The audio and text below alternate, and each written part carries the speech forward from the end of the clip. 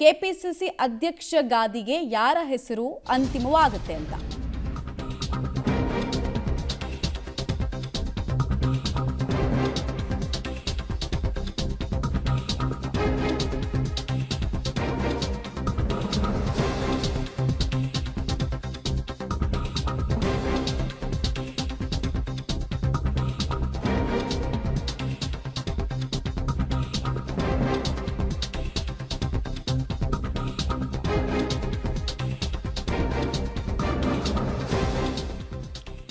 ನೋಡಿ, ಕೆಪಿಸಿಸಿ ಅಧ್ಯಕ್ಷರ ವಿಚಾರದಲ್ಲಿ ಸಿದ್ದರಾಮಯ್ಯ ಅವರು ಪಟ್ಟನ್ನ ಬದಲಾಯಿಸಿದ್ರ, ಬದಲಾದ ರಾಜಕಾರಣ ಇದರಲ್ಲೂ ಕೂಡ ಕಾಣಿಸುತ್ತಾ ಅನ್ನೋದು ಕುತೂಹಲ.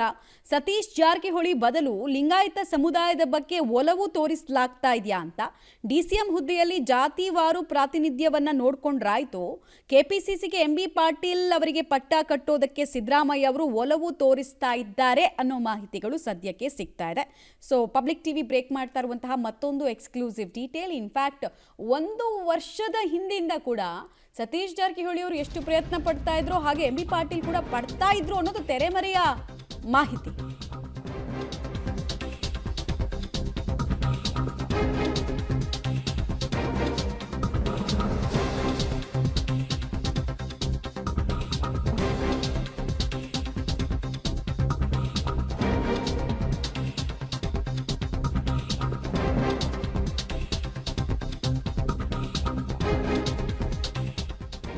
ಇನ್ನು ಇದೇ ವಿಚಾರಕ್ಕೆ ಸಂಬಂಧಪಟ್ಟಂತೆ ಎಐಸಿಸಿ ಅಧ್ಯಕ್ಷ ಮಲ್ಲಿಕಾರ್ಜುನ್ ಖರ್ಗೆ ಅವರು ಕೂಡ ಪ್ರತಿಕ್ರಿಯೆ ಕೊಟ್ಟಿದ್ದಾರೆ.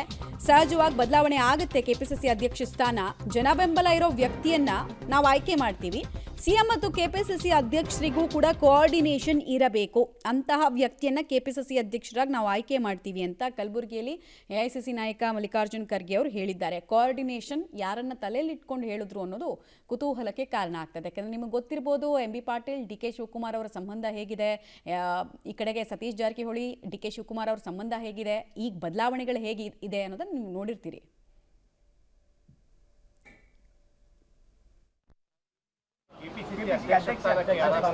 ಆಗ್ತಾರೆ ನ್ಯಾಚುರಲಿ. ಇವ್ರು ಬಿಟ್ಟ ಮೇಲೆ ಇನ್ನೊಬ್ಬರು ಬರಲೇಬೇಕು.